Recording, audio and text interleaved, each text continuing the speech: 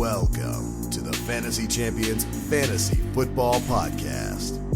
Here's your host, Morgan Colby and Rick Lemon.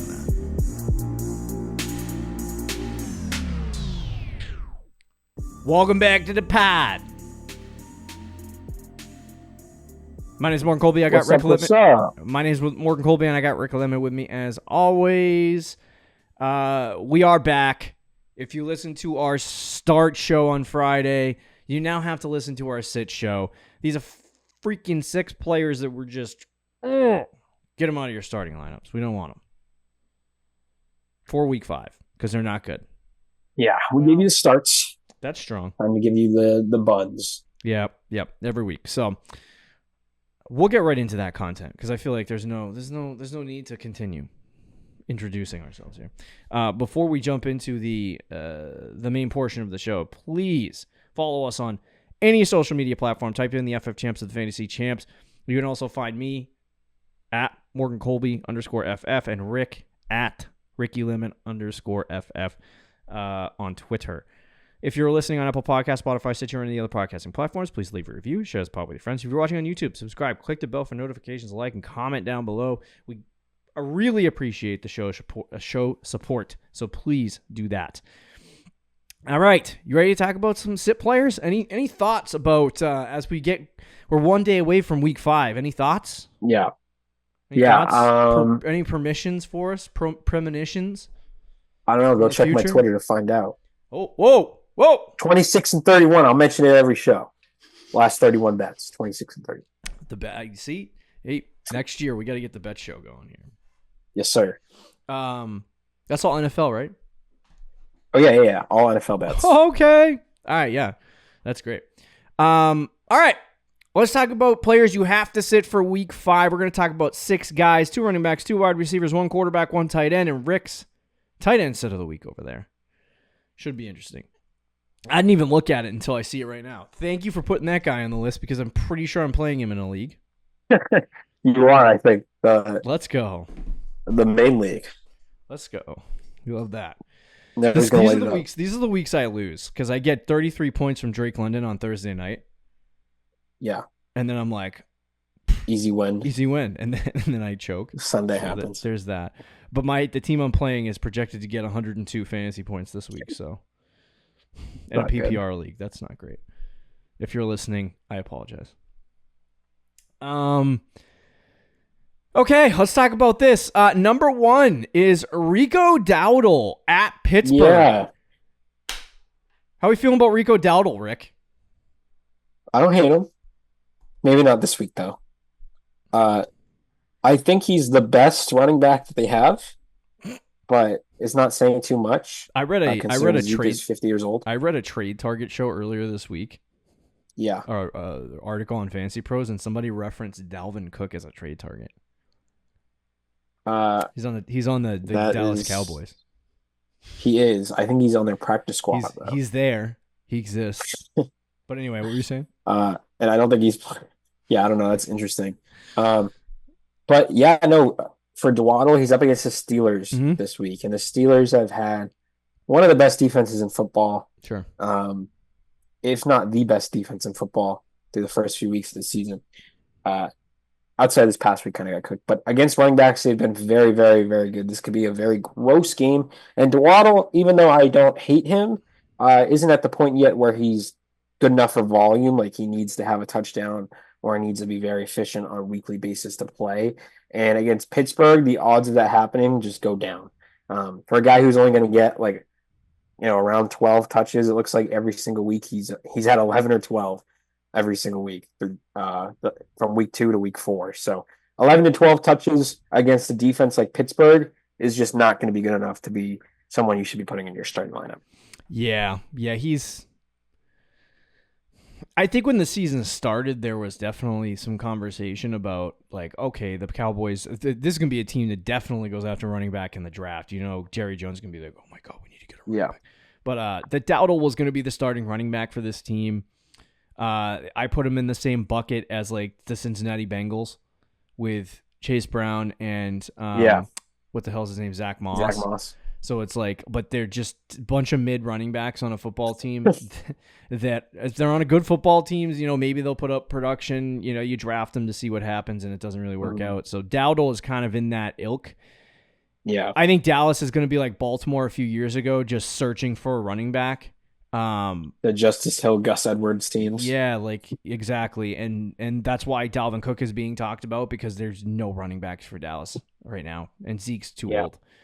So Dowdle does get, I would say, a plurality of the snap percentage, but it's not great. Now, with that being said, against the Giants, he did get 13 fantasy points. So it's his best performance of the season and scored a touchdown. I think there'll be moments where he has decent games like that. Yeah. But agreed. It's going to be in flashes, Absolutely. not consistent. The big reason why he's a sit this week, because you might be thinking, oh, he got 13 points. Maybe we can put him out there. He's playing Pittsburgh, the Pittsburgh Steelers, who have been one of the better defenses in the league, one of the better run defenses in the league as well. They give up 13.8 fantasy points to the running back position, which makes them the second toughest matchup on the schedule. Skillet.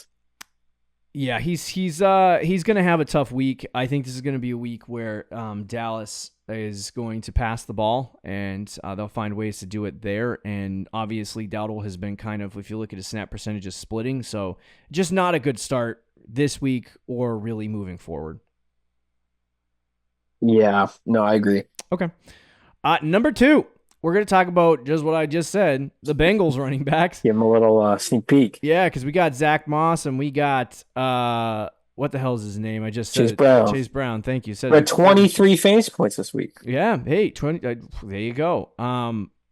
So some people would be considering starting Zach Moss. I think Moss is kind of dead in the water at this point. 17 fantasy points this week. Yeah, but he always had 14, 20, and 17 and 5. Okay. Wow, Zach Moss. Just doing nothing out of nowhere. He's had high snap percentages too. This is wild. So now you're probably thinking, wow, the Bengals might have good. I would actually say this would be, I say both of these guys are sits, but what's his name? Chase Brown didn't really get a high snap percentage last week. Yeah. 40%. Chase Brown is the better player, I think. But Zach Moss has been getting a majority of the snaps. Right. So I don't know if that's going to flip now that this happened this past week, but they both were okay this Sunday. I don't know what their plan is at the running back position. We'll see, but they happen to be playing the Baltimore Ravens, and the Ravens have been really tough. I mean, this week they held James Cook, who I would say is a top 10 running back in fantasy football right now. I want to check the numbers so I don't say he had like wrong. 5 points, I think. Yeah, he had like 4 or 5 points this week. So, like, I don't anticipate worse running backs outperforming that total. It is the NFL, so that could happen. But just based on metrics and what I've seen, I would sit both Bengals running backs this week for Baltimore. Well, yeah, and I think both Bengals running backs have been. I mean, Brown hasn't been great other than this past week. Looked like might have been a breakout game, and Moss has been okay from a fantasy point perspective. Mm-hmm. He's actually been good from a fantasy point perspective, but he's only averaging like 3 yards a carry. Yeah. But against Baltimore, this is a different matchup. They have not played like Kansas City's probably been the toughest matchup for them, and even Kansas City's not like an elite run stopping team. Sure. New England is not an elite run stopping team. Mm-hmm. Washington and Carolina are terrible run stopping teams. Mm-hmm. And now you're playing against Baltimore, who is top 5 or 6 in the league and just shut down the Bills, who have one of the best offenses and run games in football. So it's a different matchup for these guys. I could see a scenario where I think if any of these guys are going to have a better week, it'll probably be Chase Brown. Mm-hmm. And I think these guys, in your mind, not your mind, but a viewer's mind, maybe think that Zach Moss at this point is a must start every single week, and I don't think he is. I think if you have a good flex, someone else who you can plug and play for this week, I would do it. I do not trust Zach Moss against Baltimore, and even Chase Brown. I don't think he has the snap percentage yet. Even though I do think he's probably a better player than Zach Moss, he's just not quite there yet in terms of the volume. Okay. Yeah, I totally agree. I actually don't think this duo could be too bad down the stretch once the Bengals figure it out. But I'm curious Yeah. to see if the Chase Brown flip Well, it was happens. good this week. Curious to see if that Chase Brown flip happens, because if he continues to be good and he's younger, they might just go away from Zach Moss. Yeah. So keep an eye on that situation. But I'd sit both guys this week. Okay, let's move on to the next guy. Talk about wide receivers now. Jalen Waddle at New England. Rick, tell us why Jalen Waddle at New England is a sit this week. Yeah, I had him as my sit last week too, and I still started him in the home league. I don't know why. See, you do this. I do that all the time, to be honest. First, he was the sit of the week, and I started him. Week 1 against Jacksonville, when everybody was healthy, he had 16 fantasy points without scoring a touchdown. So, it looked like it was going to be good things. And then ever since Tua's got hurt, he has 8, 6, and 7. He hasn't had more than 41 yards. He hasn't had more than 4 catches. Even though he only had 5 in the game with Tua, but still. Yeah. He's just him and the whole offense has taken not just 1 step back, but 3 step backs without Tua. And, you mentioned they don't even have a real backup. Skylar Thompson is probably the worst backup in football. I don't know why you have a quarterback that has concussion history. You don't try to prioritize your backup quarterback in the offseason. But they didn't. So Skylar Thompson was the backup. Wasn't good at all. They bring in Huntley from the Ravens practice squad. Not good at all. It's just a disaster. Until Tua comes back, he's not startable. I know there's people sitting Tyreek Hill out there. And I wasn't going to put Tyreek Hill on this list because he could still take a 5-yard pass 80 yards, and Waddle kind of can too, but not at that same level. But it's just it's a disaster. Until Tua comes back, pretty much every Dolphins player is in my sit of the week. But Waddle is the main guy because he's somebody that you probably drafted high and you want to start him, but it's just smart right now to keep him on your bench. Yeah, the Miami situation's kind of tough without Tua, because even Achane hasn't been good either. The whole offense really has taken a step back. There's rumors about them trading Tyreek Hill, all kinds of stuff. So, this week against New England, they've had a couple of tough games. You would imagine that they're going to try to come out and win this football game. They haven't been great on the defensive side of the ball either. So, in games against Cincinnati and against Seattle, they did okay outside of JSN's 16 targets, but they did okay against those teams. It's just the last 2 weeks they've really been cooked on pretty much all sides of the ball. So hopefully that doesn't continue going into this week, but it is Miami. So even if you're like, oh, New England's a little bit easier of a matchup, for wide receivers, and I'm going to stick Jalen Waddle in my starting lineup this week, I don't think it's a good idea, especially with how their offense has been playing. I mean, they can barely get 10 points. So they're averaging 130 passing yards in the last 2 weeks as a team. It's just not good. So Jalen Waddle got to come out of your starting lineup. Next, we have wide receiver Tyler Lockett versus the New York Giants. Lockett is an interesting guy. He's just kind of, at this point, he's kind of old as crap. Yeah. And he still has a role with Seattle, and there's been weeks, like week 1 he had 13 points. This past week he had 11, and he's had 3 and 9, and consistently got around 7 targets per game. So, he's been there, but it's clear that JSN's starting to kind of take over that second wide receiver role on the team next to DK Metcalf, and he's starting to get an increased target share on a week-to-week basis. So isn't looking great for Tyler Lockett. They're also playing the Giants, who on the season have given up a total. They're kind of middle of the pack. They've given up a total of, I'm trying to find the number here. Where are you, Giants? I can never find it. Give me 1 second. I wish I could search the page. Yeah, they're exactly mid. 26 fantasy points a game to the wide receiver position, which is about 15th. So they're right in the middle of the pack. But I think, like I said, the more JSN comes on, the less target share Tyler Lockett's going to get, and it's going to mean bad things for him. So I think at this point, he's probably a sit for now, unless the matchup is really good. Yeah, and I think for me, one of the big reasons I had Lockett on this list is last week against the Lions, that was the game. Probably they're going to throw the ball maybe almost all season, if not the most, one of the most. That was a high-scoring game, high like Geno Smith had 56 passing attempts, right? Mm, Throwing the ball all over the field, and Lockett, still only had 11 fantasy points. Like, if he's not going to put up big weeks in games like that, it's yeah. hard to really trust him on a week to week basis. I know there's plenty of people still starting him in Yeah. our league, our main league. Someone's starting him in our flex. In a league that I'm in with some of my friends, he's a flex in that league as well. Like, he's Hmm. still, the name value is there, I think, and it's just he's the wide receiver 3 on the Seahawks. So unless he's playing like like the Rams in Week 9, maybe you want to start him, or if Metcalf or JSN get hurt. But it's clear I think JSN has taken over that role as a number 2 receiver. The snap percentages show it. The targets show it.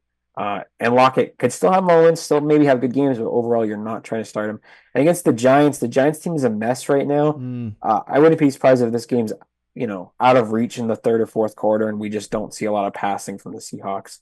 Uh, in the game. I think the passing volume will go down this week for Seattle, and that'll just be bad things for Lockett. So he's going to need a touchdown to produce, and I wouldn't bet on it. Yeah. Fair enough. All right, let's talk about the quarterback, and then Rick can do his tight end sit of the week here. Yeah. The quarterback This sit might of the be a week hot here. take. Sammy D versus the Yeah. New York Jets. This is kind of a hot take, Rick. Yeah. Now the Jets, they're the Jets. They've given up 8 points a game to the to the quarterback position so far this year, which is the top defense in the football.